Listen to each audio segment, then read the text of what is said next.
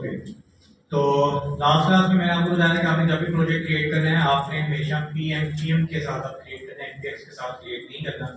जब आप पीएम के साथ क्रिएट करेंगे तो आपके प्रोजेक्ट के अंदर पीएम की फाइल होगी, पैकेज डॉट जेसन की फाइल नहीं होगी। पैकेज डॉट जेसन होगी लेकिन package dot log dot JSON की फाइल नहीं होगी।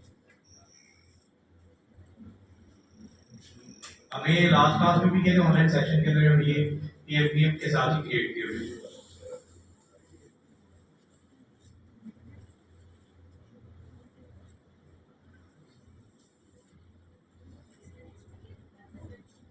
पीएम आपके पास लेटेस्ट है, ये कैशे को ज़्यादा मेंटेन करता है। एमपीएम के अंदर कैशेस की काफ़ी ज़्यादा इश्यूज आते हैं। सिर्फ ये डिस्क ऑप्टिमाइजेशन होता है कि आपकी डिस्क को यूटिलाइज करता है।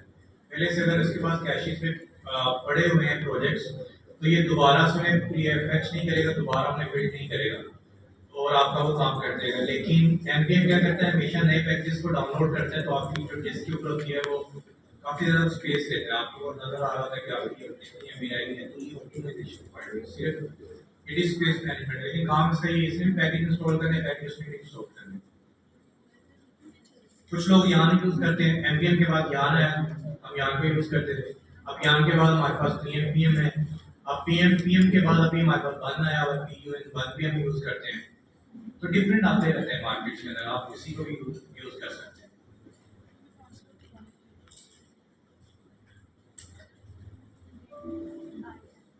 जिनके पास लैपटॉप है उन्होंने अपना प्रोजेक्ट ओपन कर लिए, ओके से आप रन करें।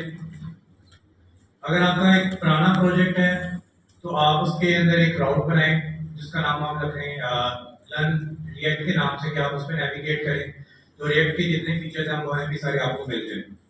अगर आपका बिल्कुल नया प्रोजेक्ट है तो फिर आपको राउट बनाने की जरूरत नहीं। npm f।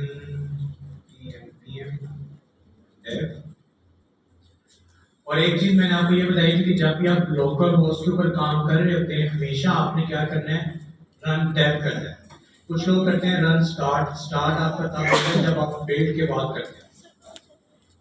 बेसिकली स्टार्ट वो चीज होती है, हो गया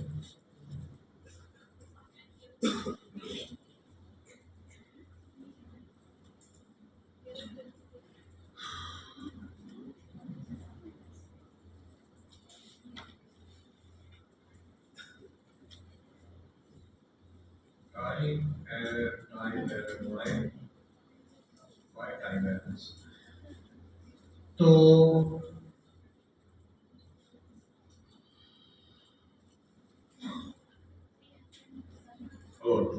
अब आपने npm रन टैब कर लें या आप npm रन टैब कर लें या npm रन टैब कर लें या एरर इंटरनेट करें।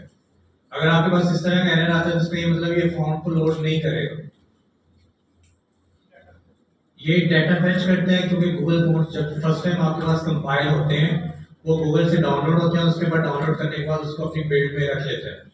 समटाइम्स अगर आपका इंटरनेट स्टेबल नहीं है, इंटरनेट इशू कर रहा है, तो आपके पास कंसोल के ऊपर इस तरह के मैसेजेस आएंगे। ये 3 दफा रिक्वेस्ट करता है 1 2 3।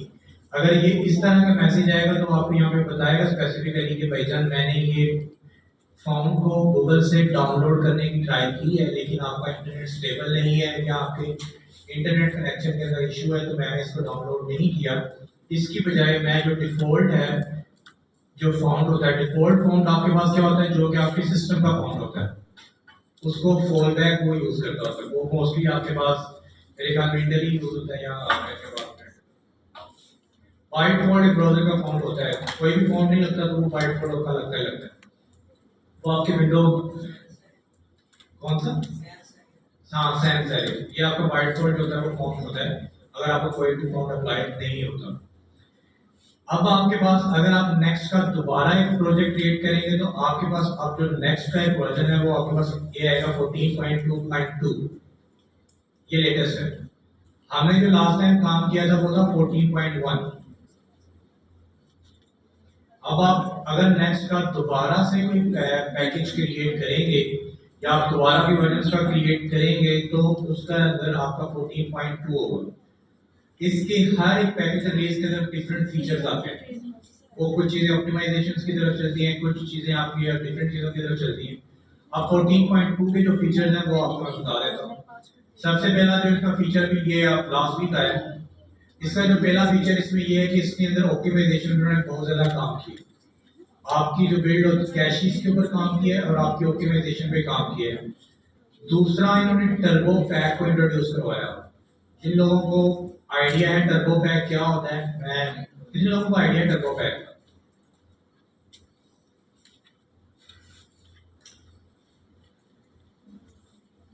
किसी को आइडिया नहीं टर्बो पैक?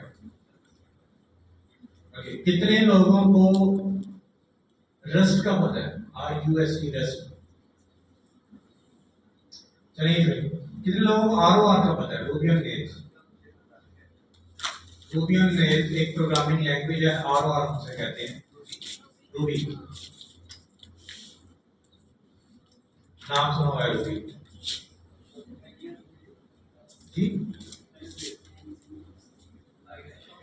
बेसिकली मैं आपको बता देता हूँ 14 पॉइंट टर्बो पैक क्या होता है। जो रूबी ऑन रेल्स होती है वो आपकी रस्ट कंपाइलर के ऊपर काम कर रही होती है। रस्ट कंपाइलर क्या होता है कि वो ज्यादा स्पीडी होता है, उसके ज्यादा ऑप्टिमाइजेशन, वो स्पीड उसकी काफी ज्यादा, इसी वजह से रूबी में जब काम करते हैं तो आपको वो लैगिंग का इशू नहीं आता क्योंकि वो रस्ट कंपाइलर पे यूज कर रहा होता है। अब नेक्स्ट ये बाइट फोल्ड जो कंपाइलर यूज करता है वो SWR करता है। आपने अक्सर जब फर्स्ट टाइम कुछ लोगों के पास इश्यू आया था SWR का, वो क्या करता है, बाइट फोल्ड आपका जो कंपाइलर को यूज करता है वो SWR का यूज करता है। तो वो आपके अगर सिस्टम के अंदर इंस्टॉल नहीं होता तो जिन लोगों ने फर्स्ट टाइम प्रोजेक्ट क्रिएट किया तो सबके पास SWR का था कि SWR नॉट फाउंड और इस तरह के एरर्स वो आपको रिजॉल्व करने पड़ते हैं। अब 14.2 के अंदर दो ऑप्शन है। अगर आप उसे बाइट फॉल्ट अगर रन करते हैं तो वो क्या करेगा, SWR कंपाइलर को यूज करेगा। लेकिन अगर आप उसे टर्बो उसके साथ एक प्रीफिक्स है, अगर आप उसे npm run tab space minus minus turbo, अगर आप टर्बो के साथ उसे रन करेंगे तब वो रस्ट कंपाइलर का यूज करेगा। अभी रस्ट कंपाइलर सिर्फ और सिर्फ आपका लोकल डेवलपमेंट के लिए क्या है, अवेलेबल है, आपका प्रोडक्शन लेवल पे अवेलेबल नहीं है। हर एक एनवायरनमेंट में कुछ ना कुछ आपकी होती है, इसके ऊपर टेस्टिंग अभी चल रही है। तो सबसे पहला जो मेजर फीचर जो इन्होंने ये इंट्रोड्यूस किया है नेक्स्ट 2.0 के अंदर, 14.2 के अंदर, जो दूसरा इन्होंने मेजर जो इंट्रोड्यूस किया है वो आपकी मेमोरी का इशू है। अगर आप 14.1 पे काम कर रहे हैं या 14.2 पे काम, बिफोर द 14.2 इससे जितने भी ब्राउजर्स के ऊपर आपने काम किया हुआ है वो जब रन होते हैं वो आपकी मेमोरी के ऊपर 2 GB स्पेस लेते हैं, वो 2 GB स्पेस लेते हैं आपकी। जब आप उसे नेक्स्ट के प्रोजेक्ट को रन कर रहे होते हैं ये 2 GB स्पेस को लेते हैं। अब वो 2 GB स्पेस उन्होंने ऑप्टिमाइज करके 198 MB पे दिया है। अब आप अगर नेक्स्ट का एक प्रोजेक्ट रन कर रहे होते हैं तो वो 198 MB लेता है सिर्फ और सिर्फ स्पेस इंस्टेड ऑफ 2 GB। और ये फीचर आपका 14.2 के अंदर है, 14.1 के अंदर नहीं है। एक तो मेजर जो चेंज है वो ये वाला। दूसरा मेजर जो चेंज 14.2 के अंदर था, आपने कुछ लोगों ने हाइड्रेशन के एरर देखे होंगे। हाइड्रेशन के एरर होते हैं कि आप एक पी के अंदर डी टैग को यूज कर रहे हैं, पी के अंदर आप पी टैग को यूज कर रहे हैं, तो एक हाइड्रेशन एरर होते हैं। वो हाइड्रेशन एरर क्या होते हैं कि वो एक HTML को भी यूज करने का एक वे होता है कि भाई इस टैग के अंदर ये चीज आनी चाहिए, इस टैग के अंदर ये चीज आनी चाहिए। तो पहले जब हाइड्रेशन एरर आते थे तो हमें नहीं पता चलता था कि भाई हाइड्रेशन एरर कहाँ पे है, किस फाइल पे है, क्योंकि उसकी जो आउटपुट होती थी वो बहुत अनक्लियर होती थी। अब उन्होंने क्या किया कि उसकी आउटपुट दिखाने के लिए प्रॉपर अब आपके पास एक डायलॉग आता है, आपको बताता है कि इस फाइल में जाके, इस कंपोनेंट के अंदर जाके और इस लाइन के ऊपर आपको ये हाइड्रेशन का एरर है। तो ये मेजर जो 3 चेंजेस है उन्होंने 14.2 के अंदर किए। फर्दर अगर आपने डिटेल में पढ़ना है कि 14.2 के अंदर क्या आया हुआ है तो आप next.js.org पे जाएं, इसके ब्लॉग्स पे जाएं और ब्लॉग्स के ऊपर ये लिखा हुआ है, ये 11 अप्रैल को है और इसके अंदर जहाँ पे आप इसकी डिटेल में जाएंगे तो ये सारी की सारी चीजें आपको ये बताएगा।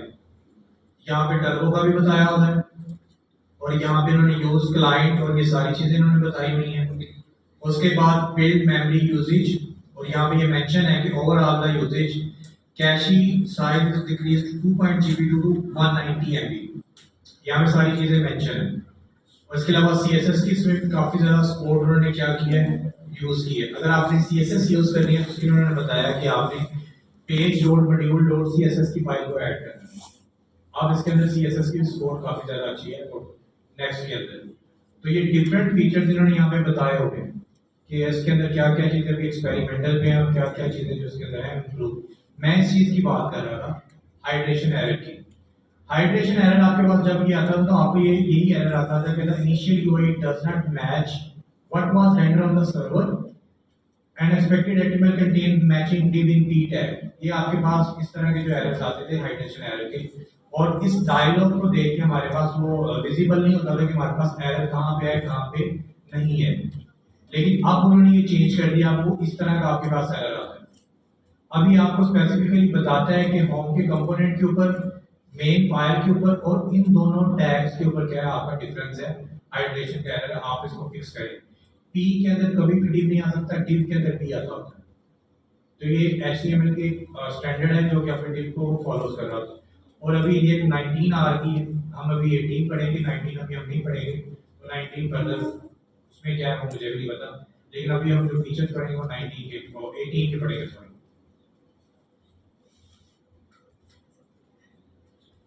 रात को मुझे वैसे किसने किया था?